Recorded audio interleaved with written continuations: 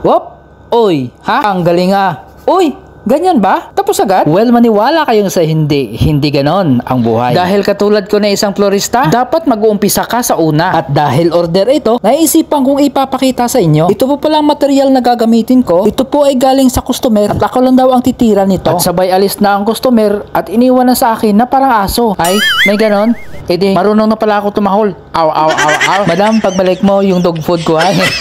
Ay, nako, yan na naman. Nag-uumpisa ka naman sa iyong kalokohan. Simulan mo na yan para matapos na. So, ito po pala ang base na gagamitin ko. Ito po ay gawa sa kahoy. Hindi ko alam kung saan binili ni madam ito. Hindi ka naman nagmamadali. Tanungin mo. Ay, pilosopo. At ito po pala ang isa ay hindi ito tubo. Ito po pala ay isang cardboard na makapal. Kasing kapal ang mukha mo. Joke lang. Ang una ko palang ginawa ay binalot ko siya ng pang-cover sa bouquet. Alam mo yung nababalot ka ng topic? Yan ang ginawa ko. Ay, ano ba yan? Ba't nasali na dyan ang kakanin? Pagkatapos ko nga po itong balutin, ay ginupit ko na ito ang sobra. Para naman ito hindi mahaba pag ito'y ginawa na. Ang sunod ko palang ginawa ay sinukat ko na. Para magiging balanse naman ang hitsura. At para naman hindi naman magiging katulad sa jowa mo na mukhang magiging demonyeta. Ano ba naman yan? Bakit kasama na naman ang jowa dyan? Anak ng totya. Ang sunod ko palang ginawa ay tinuhog ko na ito ng stick para tumibay naman ang inyong relasyon. Ang pundasyon. Ano ba yan? Pagkatapos pala guys ay binalutan ko na lang ito ng scotch tape. Ito na pala ang silbing pangtali ko para tumibay.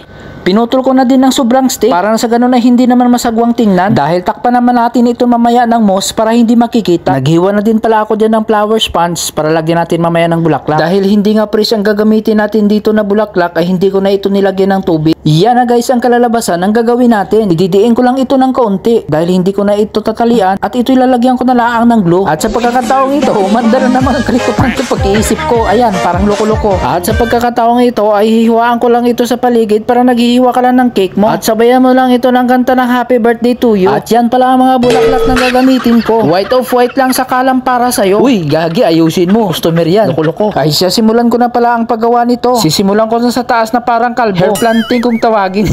Uy, joke lang uy. Mapriso ka. Hindi seryoso guys. Pag gumawa talaga ako ng bilog na mga arrangement ay nag-uuna talaga ako sa taas. Pagkatapos nun ay simulan na din ako dito sa bandang baba. Dahil nga nasanay po ako na talaga na gumawa ako ng bilog na nauna sa taas. Ang tawag po pala dito sa arrangement ito ay round flower arrangement lang po ito. Alam niyo po ba sa unang upload ko dito ay ito talaga ang unang pinag-aralan ko. Dahil sa totoo lang po ay hirap na hirap din po ako dito sa paggawa na bilog na ito. Pero nga dahil medyo matagal na tayo, medyo may experience na tayo sa bulaklak ay parang chicken na lang ito. At sa pagkakataong ito ay medyo malapit na matapos ang order ko. At sa pagkakataong ito ay maglalagay na po tayo ng mousse sa baba ng ating arrangement. Dahil ito po ang napili ng customer na gusto niyang ilagay sa baba. Customer choice, ika nga, di ba? Mali, mandong. Customer is always right. Dahil dito ay hindi ikaw masusunod kundi ang customer. O siya, tama na ang drama. Bakit pala ako nandyan? Tabi!